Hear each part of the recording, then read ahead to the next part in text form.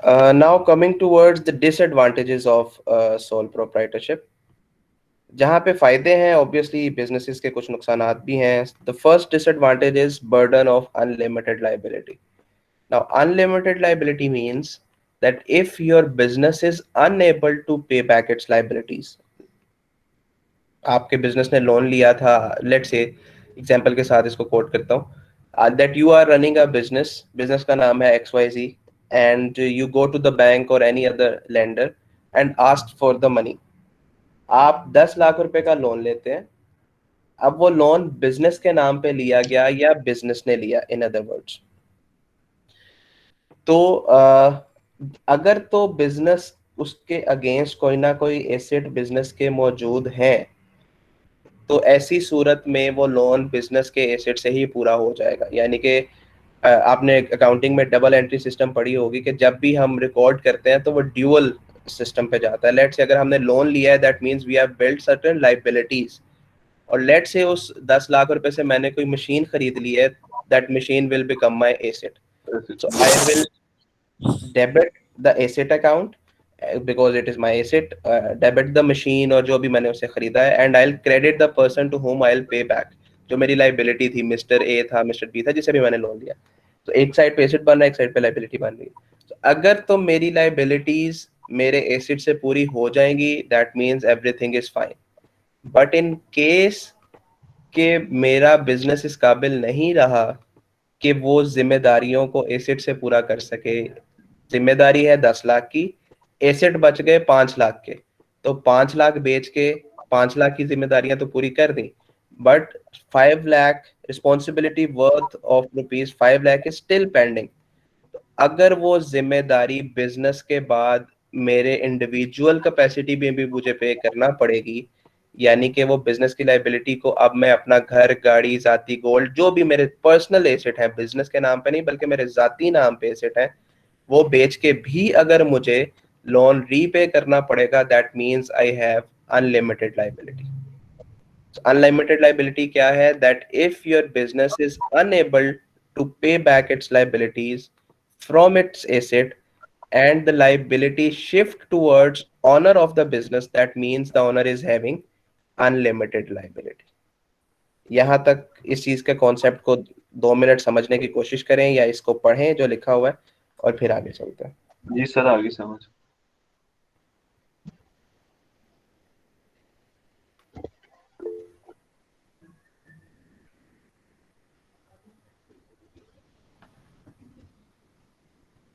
जी clear हो गया ये पॉइंट? चलें अगर ये समझ आ गई. ठीक है. सो दिस इज डिसएडवांटेज कि अगर आप लोन आपके बिजनेस ने भी लिया है लेकिन वो आपको भी पूरा करना पड़ेगा. जी उमर, कोई क्वेश्चन है आपका?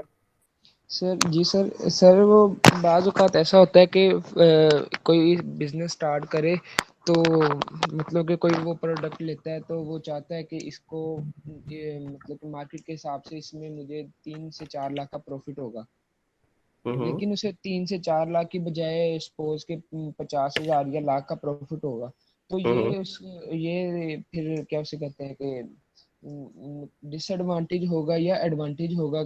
फिर वो कहता है कि मुझे 3 लाख का नुकसान हो गया या मुझे 3.5 लाख का नुकसान हो गया. ये सर वो कहना जायज है या फिर बता दें इसके बारे में? नहीं, अगर आप बिजनेस के पर्सपेक्टिव से देखें तो ये लॉस नहीं है. इट इज एन एडवांटेज कि बिजनेस ने उसको 50,000 या 1 लाख रुपया दिया. जी सर. लेकिन अगर वो उसका एक टारगेट था, अगर वो अपने जाती कैपेसिटी में बात करें तो यस, उसका लॉस हो सकता है कि उसने प्लान किया था, उसने टारगेट किया था कि मुझे 4 लाख रुपए का प्रॉफिट होगा, बट वो 1 लाख रुपए का प्रॉफिट हुआ. सो ये उसकी जाती कैपेसिटी में उसको वो लॉस कंसिडर करे या कहे तो हो सकता है, लेकिन कानून इसको लॉस नहीं मानेगा, FBR इसको लॉस नहीं मानेगा. बेसिकली ऐसा क्वेश्चन आएगा क्यों कि जब भी कोई प्रॉफिट होता है तो टैक्स देना पड़ता है. तो अगर आप FBR को ये कहें कि मैंने 4 लाख का प्रॉफिट लेना था लेकिन मुझे सिर्फ 50,000 रुपए का प्रॉफिट मिला तो मैं टैक्स नहीं दूंगा, then obviously the government will not accept this excuse. So practically speaking this is not a loss. ठीक, थैंक यू सर. ठीक है. So practically this is not a loss. हाँ, ये जरूर है कि उसकी जाती कैपेसिटी में उसने जो प्लान किया था वो उसके प्लान्स जो है वो पूरे नहीं हो सके. एक ये कॉन्सेप्ट आ सकता है. दूसरा कॉन्सेप्ट लॉस को समझने का ये हो सकता है कि लेट्स से मार्केट के अंदर जो इन्फ्लेशन है, again it is too early to understand for you people के इन्फ्लेशन, इन्फ्लेशन हम सिंपली सिर्फ महंगाई को कह सकते हैं। मैं आपको एग्जांपल देने के लिए बता रहा हूँ, वैसे इसका पूरा कॉन्सेप्ट होता है कि लेट से आज 1 लाख रुपए में मैं जितनी चीजें खरीद सकता हूँ, 1 साल के बाद शायद 1 लाख रुपए में उतनी चीजें नहीं आएंगी। ठीक है, लेट से कि आज 1 साल पहले जो गोल्ड की प्राइस थी, आज गोल्ड की प्राइस उससे ज्यादा है। सो मैं कहता हूँ इन्फ्लेशन हो गई है, मार्केट में महंगाई हो गई है। अब इसी तरह जितना पैसा बिजनेस में लगाया गया है, लेट से 10 लाख रुपीज, अब वो 10 लाख रुपए के अगेंस्ट उसे 50,000 रुपए का प्रॉफिट हुआ है। लेकिन अगर हम उसकी टाइम वैल्यू ऑफ मनी या इन्फ्लेशन के हवाले से कैलकुलेट करें, तो हम कहते हैं 10 लाख रुपए में जो चीजें आती थी, 1 साल के बाद जब उसे 50,000 का प्रॉफिट हुआ है, अब वही चीजें 10 लाख की नहीं आती बल्कि लेट से 12 लाख रुपए की आती है। तो बुक्स में उसको 50,000 का प्रॉफिट है, लेकिन जो टेक्निकली अगर हम देखें तो उसे 1.5 लाख रुपए का लॉस हो गया कि 10 लाख की कोई चीजें ली होती तो वो 10 लाख में XYZ एक सर्टेन अमाउंट की प्रोडक्ट्स आ जानी थी। अगर वही प्रोडक्ट वो अब 1 साल बाद लेना चाहे तो वो 12 लाख रुपए की आनी है। तो इस पॉइंट ऑफ व्यू से भी वो अपने आप को ये कह सकता है कि मुझे लॉस हो गया।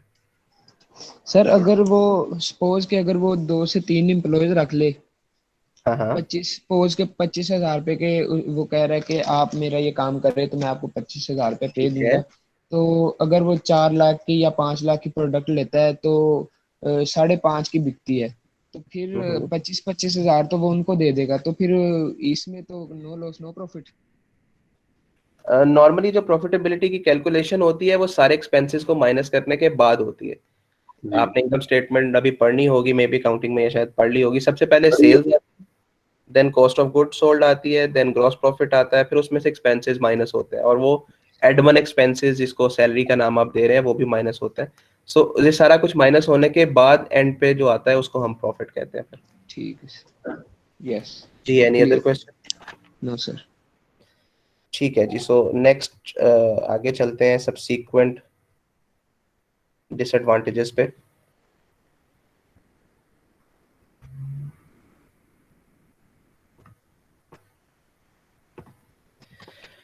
Next disadvantages, difficulties of expansion.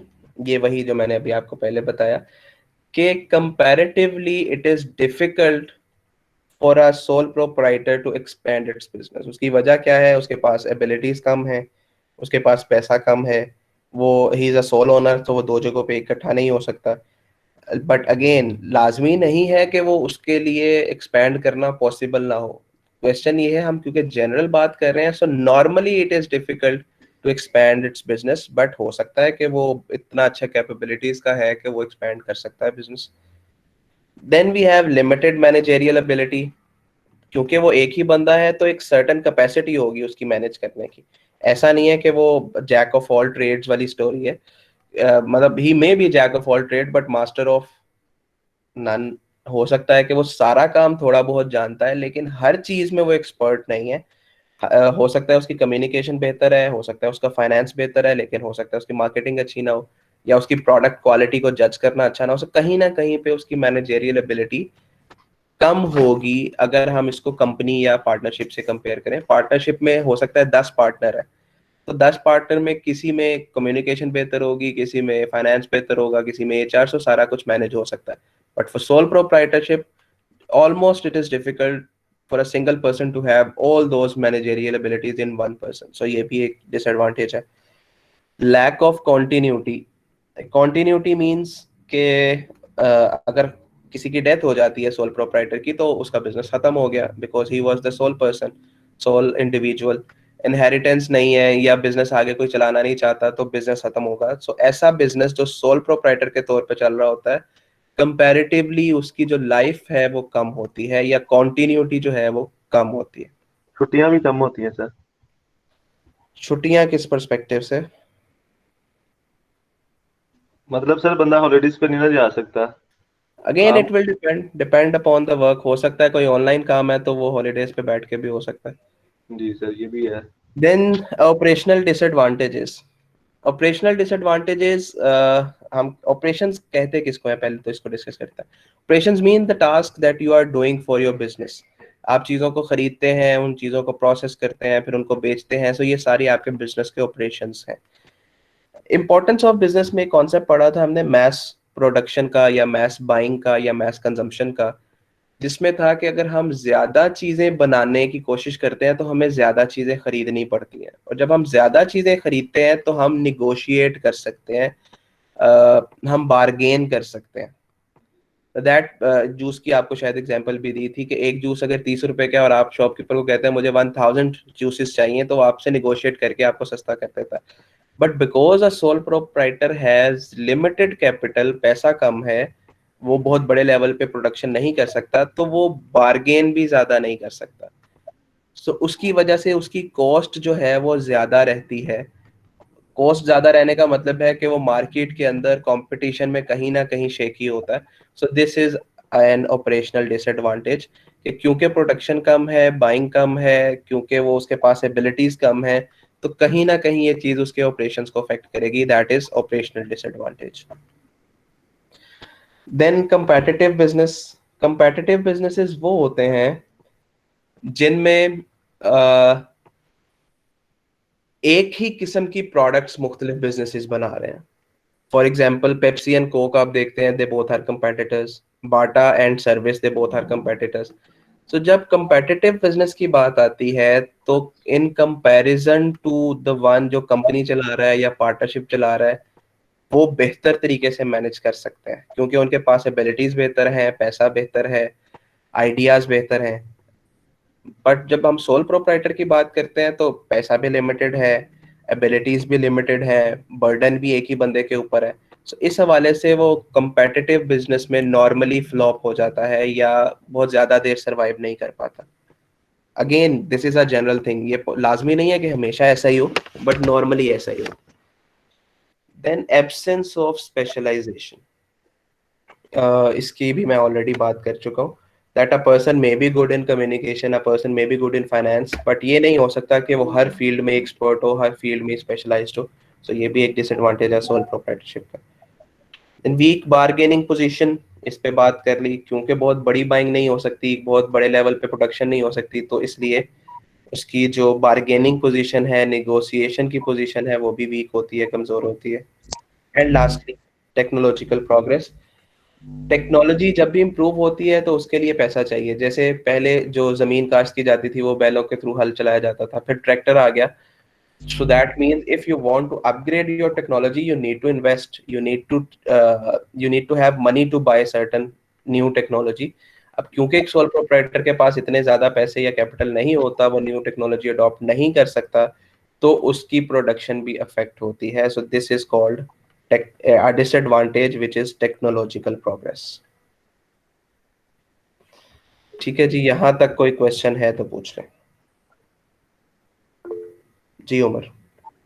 Sir अगर वो सपोज के न्यू टेक्नोलॉजी हायर कर भी लेता है हम्म। लेकिन उसको इतना एक्सपीरियंस भी नहीं होता, तो फिर भी ये उसके लिए लॉस ही होगा ना? अगेन हम जनरल बात करते हैं तो जनरल बात में ऐसा ही है कि उसके पास हो सकता है इतनी एक्सपर्टीज ना हो सकता है उसके पास इतना पैसा ना हो सकता है वो नई टेक्नोलॉजी से एक्सपर्ट ना हो। Exceptions can be there. हो सकता है एक ऐसा बंदा जो जैसे अब क्रीम और उबर की एग्जांपल हम लेते हैं, तो क्रीम और उबर थी तो लेट्स से वो पार्टनरशिप ही, लेकिन हम एग्जाम्पल के तौर पे कहते हैं अगर एक आइडिया किसी एक ही बंदे का होता, सोल प्रोप्राइटर का होता, तो वो शायद आज भी बिलियनर ही होता। बिल गेट्स की बहुत सारी ऐसी प्रोडक्ट्स हैं जिसमें वो बिलियंस ऑफ डॉलर्स कमा रहा है। तो exceptions are always there, but generally speaking yes, कि हो सकता है कि वो टेक्नोलॉजिकली इतना इम्प्रूव ना हो, इतना अवेयर ना हो, या उसके पास पैसा ना हो, तो ये सारी चीजें उसके फिर डिसएडवांटेज में जाती हैं। रिस्क ही है ना मतलब सर? सॉरी। रिस्क में ही आ जाएगा ना सर? जी बिल्कुल, इंडिविजुअल कैपेसिटी में नॉर्मली तो ये रिस्क ही है। क्लियर हो गया सर, थैंक यू सर। जी सर ये जी जी जी पूछे। ये कंपटीशन में भी आ सकता है ना। देखें, अगर एक बंदे के पास ज्यादा कैपिटल है तो वो ले सकता है टेक्नोलॉजी नहीं, जी वो बिल्कुल। यूज करके प्रॉफिट कमा सकता है।